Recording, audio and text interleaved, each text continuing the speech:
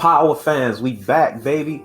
Hey, man, we got us another series to hold us over until we get to see what Tariq, Monet, and the Tejada family up to. Right now, we got Power Book 3, Raising Kanan. I gotta say, these was announced. I wasn't necessarily excited about this. I wasn't interested. The trailers came out. Still wasn't that excited. Still wasn't interested. But after this first episode, episodes 1 and 2, which I watched back to back, I'm ready. Give me more. I can't wait till Sunday. They already got me hooked. I'm already interested in the characters. I was kind of hesitant since they were doing a prequel, considering we already know Kanan's fate. But the thing is, we didn't really know much about Kanan's past or how Kanan came up. So this is a bit interesting to see where these characters go, what happens to these characters, what's the fate of some of these characters that we never really see, except for one so far in the series, which has been very interesting. This character showed up in the original Power, and this is probably the character I'm most interested in knowing where their character arc goes. If you've seen the series, you know who I'm talking about, but we'll get into it. So, I took notes. There we go. I took notes. So, yeah, we're going to get into this. If you see me looking at my phone and looking back up, that's all I'm doing. Looking at my notes, just so you know. Not really a lot of notes, just small stuff like, oh, hey, remember this, right? So, first things first, we start off in 1985. I love that this is a period piece, too. That's why I'm also like, maybe it being a prequel is cool. We get to see the 90s feel, early 90s, probably make it to the mid-90s. Maybe late 90s. Who knows? Who knows how far this series will go? We start off in 1985. Kanan gets his ass whipped at the park, gets jumped by some kids to take his money. He goes to his mom. Mom's put some toys in the sock, tells him, go back, fight me, or fight them, nigga. Your choice. You can't run from me, though. So, this is the first time he really beat some ass, fucked the niggas up in the park. Fast forward to 91. Kanan is in school. He has an opportunity at this great school, and to be honest, I was just setting up the beginning. I'm not gonna go scene for scene. This episode, first of all, is too long. Second of all, y'all already fucking seen it if you're watching this. Hopefully, I'm loving this show. The character I was talking about, whose progression I'm most interested in, is Jukebox. If you remember, in Power, Kanan worked with Jukebox. Jukebox is his cousin. Jukebox kidnapped Tariq and wanted to ransom, and Kanan murdered Jukebox to get Tariq back. They are very close in this. And Jukebox, while he said Jukebox the hardest nigga I know, or the hardest nigga you'll ever know, and she's not really in the streets like that. You feel what I'm saying? Like, Kanan's mom runs the business. He has two uncles. Uncle Lulu was the youngest uncle, and Uncle Marvin, who's the oldest, which is Jukebox's father.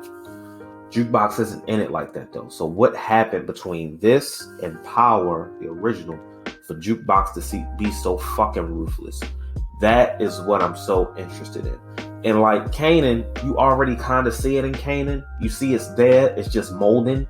You understand what I'm saying? So I'm interested in that, but not as much as Jukebox. And it's almost a tragic story. It's kind of heartbreaking that either Kanan got so cold that he could kill Jukebox if it meant getting to his goal, or he really loved Tariq or cared about Tariq that much, but he would put down Jukebox, who he loved to death, in order to do it. I'm interested in see where their story goes. To me, they're really the main two characters of this. His mom is really interesting too, and fine as hell. I knock her down.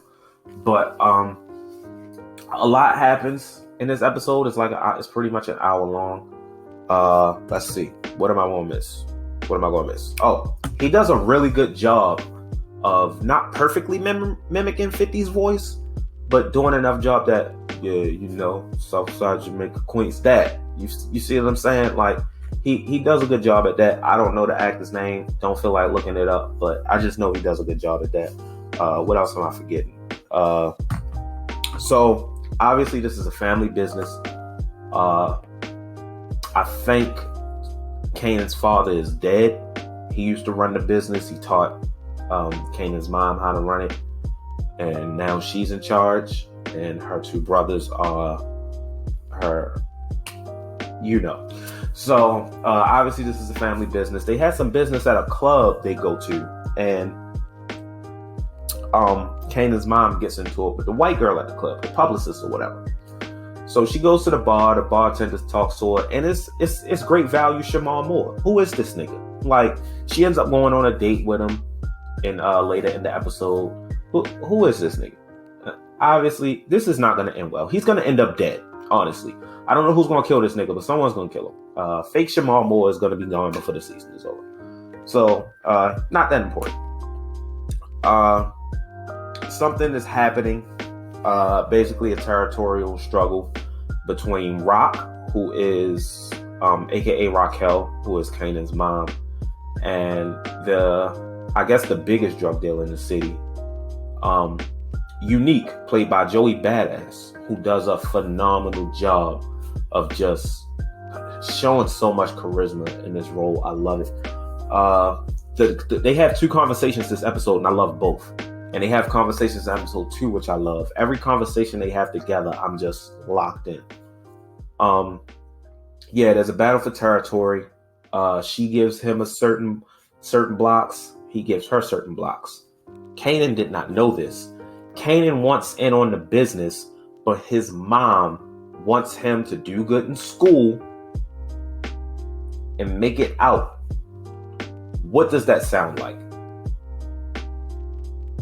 It sounds just like Ghost and Tariq. And it makes a lot of sense why Kanan gravitated to Tariq so much and said, I'm going to show him the game.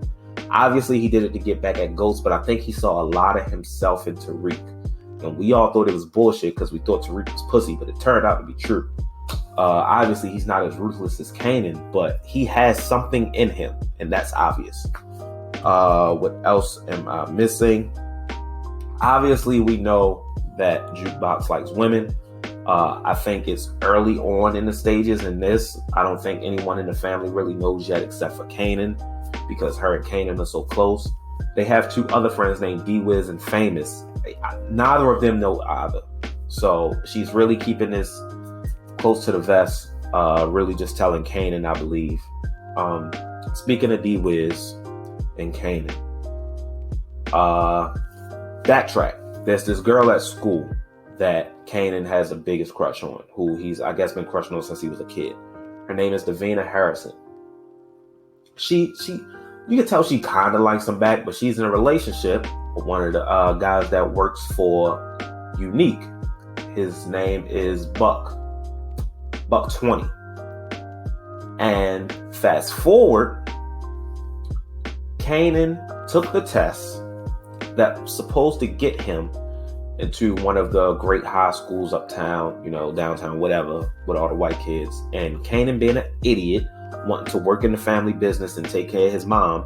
Best way to take care of your mom, nigga, is to do the whatever. Just like Tariq.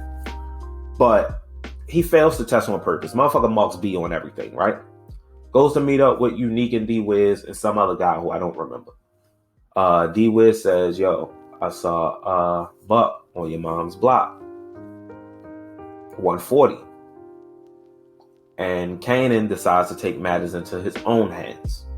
D-Wiz has a brother who, hides guns around the house. D-Wiz grabs some for him. They run up on Buck and they kill Buck. Kanan catches his first body. Even though they both shoot him, so they don't know who, they're both shooting at him, so they don't know who got him. But Kanan got his first body. Broad daylight. What he did not know was that his mom gave Unique that block. She took her own. So what he did essentially was just start some bullshit, break a peace treaty, and possibly start a war and put a target on him. Shit. And put a target on his head. For no reason. Just trying to prove a point, and all you did was make shit worse. Sounds like Tariq, right? Yeah. Young and dumb. trying to do shit that you're not ready for, jumping right into it, and all you're doing is making shit worse for the motherfuckers that's already in it. Sounds exactly like Tariq. It's all starting to make sense. Even just in the first episode, it's all starting to make sense. So Kanan his mother confronts him about it, talking about it. And the way he talking to his mom, I'm like, nigga, you done lost your mind. She ought to knock your motherfucking head off. The uncle should have knocked his head off too. But I guess they didn't want to overstep their boundaries with his mom being there, and she handled the situation. So after they argue and she tells him, you're not in this, I'm sending you to live with your grandmother, bop, bop, bop. He goes to take the trash out. Someone's riding by and they say, you okay? And they do a drive-by. Nigga, you could have just killed him. Why are you warning the nigga? Like, you giving him time to duck, and that's besides the point. That's a nitpick. So after that, cop shows up. I cannot remember the cop's name for the fucking life of me, so sorry. The cop shows up. Apparently he's a cop who's known in the hood, probably used to be in the streets, giving me real Alonzo vibes, if you know who I'm talking about. Yeah, that was quick. He's more prominent in episode 2, but that was quick in episode 1. Really shows up towards the end. And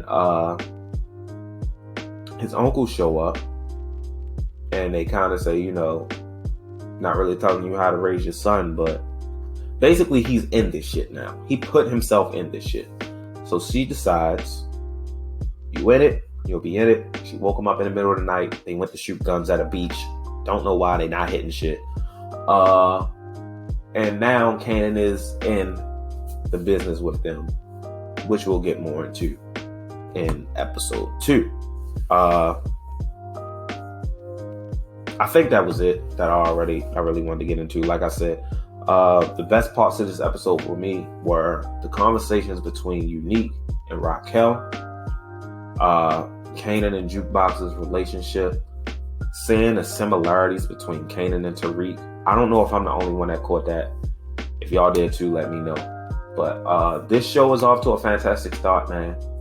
Episode 1 was great. Episode 2 was even better, which I will be reviewing right after this. So when the video ends, just go right into it.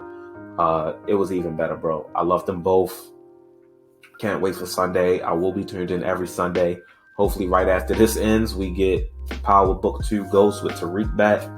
I can't wait, man. I can't wait. Hopefully, you know, these characters are more fleshed out. I'm not sure how long the season's going to be. I'm assuming it's going to be the same amount as Tariq show, which was like 10 episodes. So the mid-season finale will be 5, which means we have 3 more left. That's assuming I'm correct. But when you're done with this one, check out the review or our discussion for episode 2. Let me know in the comment section what you think about the series so far. Did you see the similarities between Tariq and Kanan? Am I tripping? What are you looking forward to in the series? What are you looking forward to learning about Kanan, Jukebox? Who is your new favorite character? You know, your favorite character who happens to be new from the series that we haven't met before. And obviously leave a like on the video. You know all the rest. Subscribe, and the notification bell. And y'all also know that I'm going to holler at y'all later. Peace.